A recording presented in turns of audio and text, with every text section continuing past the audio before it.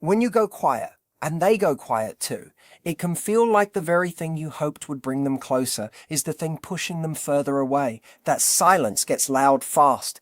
It sits in your chest, it follows you through the day, and suddenly what looked like a calm decision starts to feel like a mistake.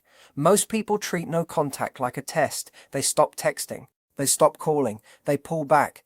Then they count the days, hoping the other person breaks first. And when that does not happen, when the other person also disappears into silence, the mind starts racing. You wonder if they ever cared. You wonder if being silent is easy for them. You wonder if they wanted space all along. Maybe they do not miss you. Maybe you meant less than you believed, but stay with me, because this is the part almost nobody explains the right way. This moment is not as simple as it looks. The silence between two people is rarely empty. It carries fear, memory, hope, pride, sadness, and 1,000 unfinished thoughts. And if you read it too quickly, you will tell yourself a story that hurts you more than the truth ever could. So before you decide what this means, slow down, breathe, really hear this. No contact was never meant to be a trick. It was never meant to be a clever move to make someone panic and return. People online sell it that way because it sounds powerful, it feels like control. But real no contact is not about forcing someone else to feel something. It is about helping you come back to yourself. It is about getting your balance back. It is about stepping out of panic, out of desperation, out of that spinning state where your whole mood depends on whether one person reaches out. The moment you understand that, the whole experience changes. You stop asking the question that keeps you stuck. You stop asking, why are they so silent? And you start asking, what is this silence doing inside me? And what can I do with it? That is where real power begins. And now let's talk about the other person, because people often get this wrong too. Many act like distant people feel nothing, like they are cold, detached, and happier without closeness. That is too simple. A lot of people who pull away learned early in life that depending on someone can hurt. Reaching out can disappoint. Being open can cost too much. So they build a system. On the surface, it looks like independence. It looks like control. But under that surface, there is often confusion, longing, fear, and emotion they do not know how to handle. When you stop contacting them, the first thing they may feel is relief. I know that is painful to hear, but listen carefully. It is not always relief because you are gone. It is often relief because the emotional pressure has paused. When a relationship feels intense, when there is tension, unfinished talks, needs hanging in the air, some people feel trapped by that weight. When the pressure drops, they breathe out. They feel room. For a little while, that room feels good. So if you look at them from the outside, they may seem fine. They may post online. They may laugh with friends. They may look normal, and that can break your heart. But do not judge the whole story by the first few scenes. Here's the part most people miss. What looks calm on the outside is not always calm on the inside. Sometimes it is just distance doing what distance does in the beginning. It numbs, it delays, it gives someone space before the feeling catches up. After several days, sometimes a week, sometimes two, the silence can begin to change shape for them. Your absence starts to land in a quieter way. Not dramatic, not always obvious, just small moments. A joke they would have sent you, a place that reminds them of you, a song, a familiar hour of the day, a tiny pull in the chest before the mind jumps in and shuts the door. That is important, because the mind often does shut the door. It says, this is fine, I am okay, I do not need this, and they move on, or at least they try to. But push-down feelings do not vanish. They stack up, they wait. Meanwhile, on your side, the silence can feel brutal. You may be checking their page even after promising yourself you would stop. You may be writing messages you never send. You may be replaying old talks, imagining new ones, filling in the gaps with fear. Every quiet day starts to feel like proof that you did not matter, proof that they have moved on, proof that staying silent was the wrong move. But that is where the mind becomes dangerous, because feelings begin acting like facts. You feel forgotten, so you decide you were forgotten. You feel abandoned, so you decide they chose to abandon you. You feel unimportant, so you decide you always were. That leap is where so much pain grows, because what you feel in silence is real as a feeling, but it is not always true as a conclusion. Read that again in your mind. Your pain is real. Your interpretation may not be. And if you start acting from that pain as if it is the full truth, you will make choices from fear, not clarity. That is why this season matters. It exposes the stories you tell yourself when no one is there to calm you. Think of this silence like a river between two people. You are on one side, they are on the other. Most people spend all their energy staring across that river. Are they looking back? Are they moving on? Are they building a new life without me? But while you stare across, your own side goes untouched. Your own life waits. Your routines weaken. Your sense of self gets thin. Your days become about watching instead of living. And that is exactly why no contact only helps when you use the time well, not as a performance, not to look strong, not to seem more attractive, but because your life needs your attention. You are a full person before this connection. You are still a full person now. And the silence is asking one question more than any other. Will you return to yourself, or will you keep abandoning yourself while worrying that someone else is abandoning you? Sit with that. Because once you begin investing in your own life again, something shifts. It is not magic, it is psychology. When a person is anxious, desperate, and emotionally chasing, even without sending a single text, that feeling leaks out into everything, into your face, into your choices, into your energy. People can sense it, and those who fear pressure feel it even more. But when you truly start to stand on your own feet again, when your world stops spinning around their silence, your whole presence changes. If contact ever happens later, you are no longer showing up as the version of yourself who was silently begging. You are showing up as someone steadier, someone calmer, someone who has space inside themselves again. And that changes every interaction. Keep watching, because this is where the deeper truth enters. Not everyone breaks the silence. Some people stay quiet for a very long time. Some never come back. Not because you had no value, but because they do not have the tools. That is one of the hardest truths to accept. A person can care and still be unable to show up well. A person can feel something real and still fail to act in a healthy way. Both things can be true at once, and holding both truths without collapsing into fantasy or bitterness is part of emotional growth. Love alone is not enough. That sounds harsh, but it is real. Love is a feeling. Relationships survive on skills. The skill of speaking when things get hard. The skill of staying present during discomfort. The skill of moving toward connection instead of running from it. If someone has not built those skills, the relationship struggles no matter how strong the feeling is underneath. So where does that leave you in this long, quiet stretch? It leaves you with a choice that feels small day to day, but becomes huge over time. You are not just waiting. You are becoming someone through this. Every day of silence shapes you. It can make you more dependent on answers, or more grounded in yourself. It can make you more reactive, or more clear.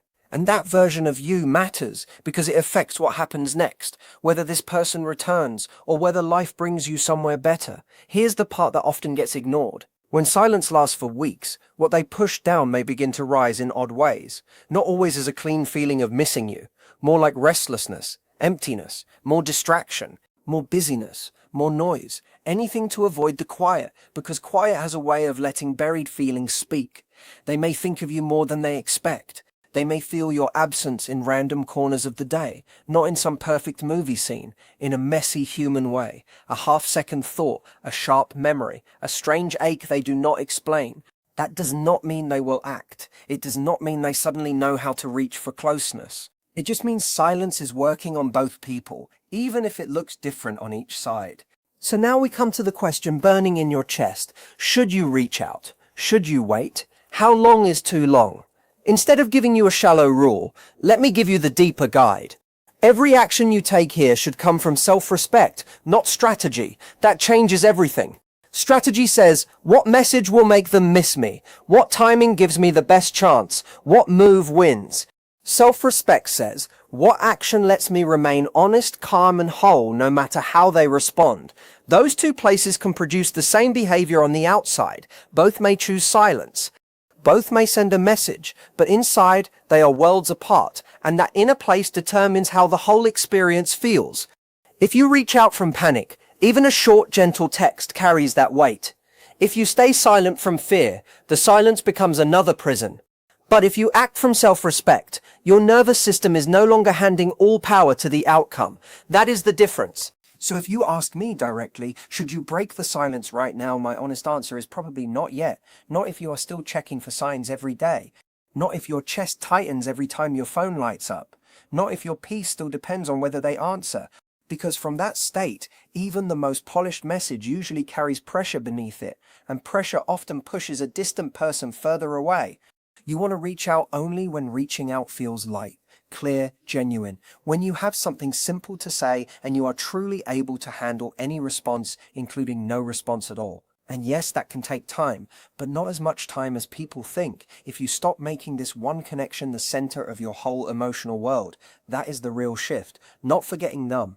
Not pretending you do not care, just refusing to let one uncertain bond decide the value of your days. What you are also going through right now is grief. Maybe not the clean grief of a final ending, though it could become that, but the grief of a hoped-for version that did not happen. The grief of the future you imagined, the grief of closeness fading into confusion, and grief is never neat. One day you feel almost okay, you laugh, you breathe, you think maybe you are turning a corner, then a smell, a memory, a quiet afternoon, and suddenly the ache is back in full force. That does not mean you failed, it means you cared. It means the connection touched something real in you. The pain returning in waves is not weakness. The danger is only when the wave sends you rushing back before you are ready, because reconnecting from a broken place often restarts the exact same pattern, and that pattern matters. You get close. They step back, you chase. They step back more. Space grows. Then once things feel safe again for them, they drift back in. Hope returns. Closeness rebuilds. Then the fear of closeness rises again, and the cycle repeats around and around. The only way to stop that cycle is not by becoming more clever, not by saying the perfect words. It is by becoming different inside the pattern. The person who feeds the pattern is the person who loses themselves inside it. The person whose stability depends on closeness. The person who feels wonderful when contact is warm and shattered when contact cools. That is not a moral failure. It is an attachment wound. It has roots. It has reasons. But it also has consequences if left untouched. And working on that is not only about this one person, it is about every future bond in your life. Because even if this person does return, and some do, if nothing changes in you, you will step back into the same dance wearing slightly different clothes, same music, same fear, same ending. So what does doing something different actually look like in daily life? Not in theory, not in pretty phrases, in real life. First, fill your time on purpose. Not in a frantic way, not with endless distractions meant only to numb the pain. Fill it with things that matter to you, or things you have been curious about, or things that reconnect you with people, movement, work, creativity, health or beauty. Your life had texture before this person. It can have texture again. Go rebuild it. Add new layers to it. Second, stop feeding the loop. That means their social media, old chats, photos, clues, signs, all the tiny pieces your brain keeps using to reopen the wound. Every check feels small, but it resets the nervous system. It keeps you waiting. It keeps you alert. It teaches your body that peace is always one scroll away and never fully here. That needs to end. Third, talk to someone. Not to plan how to get them back. Not to study every signal. Talk so you can hear yourself again. A trusted friend, a therapist, a journal, a voice note to yourself. Anything that lets the deeper feeling come up. Because beneath the obsession with them, there is often something older moving. Fear of being left, fear of not being enough, fear that love goes away when you need it most. Those deeper fears deserve care. Fourth, stop trying to read their mind. You do not know what every view, like silence, follow, unfollow, or random online move means. Maybe it means something, maybe it means nothing. But your effort to decode it is costing you too much. You are building stories with almost no real information. Let the story go. Live the chapter you are actually in.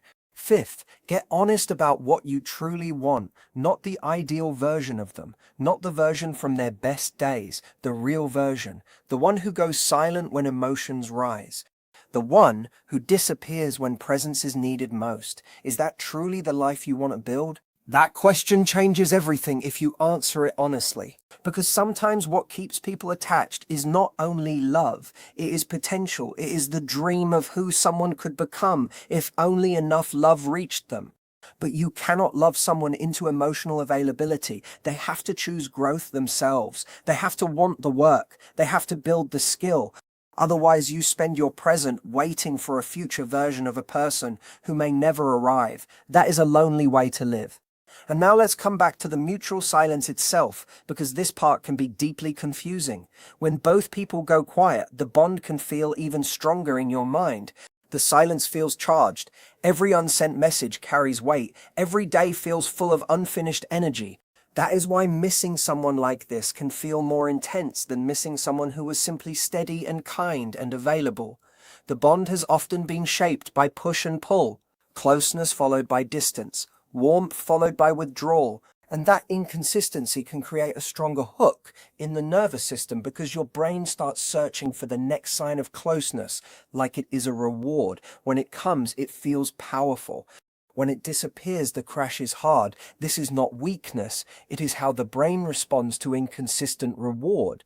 That is why you may think, I have never felt this strongly before. This must mean it is special. Maybe it is special, but maybe it is also familiar. Maybe the intensity is not only chemistry. Maybe it is a pattern touching an old wound. That does not make the feeling fake. The feeling is real, but intensity is not always proof of compatibility. Sometimes it is proof that something unresolved has been activated, and if you do not understand that, you will mistake emotional voltage for destiny.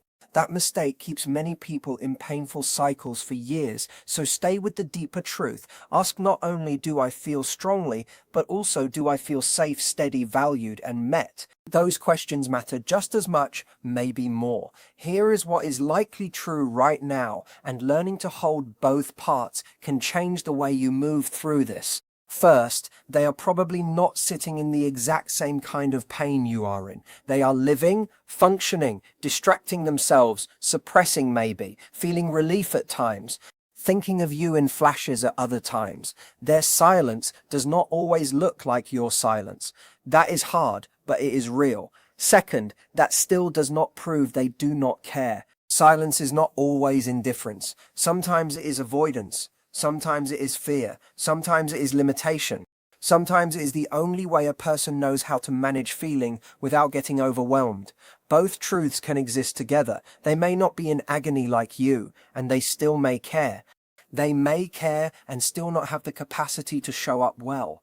That complexity is hard to hold, but it is healthier than building a simple, cruel story that destroys your peace. Right now, this moment may feel like nothing is happening, like you are in limbo, but a lot is happening inside you.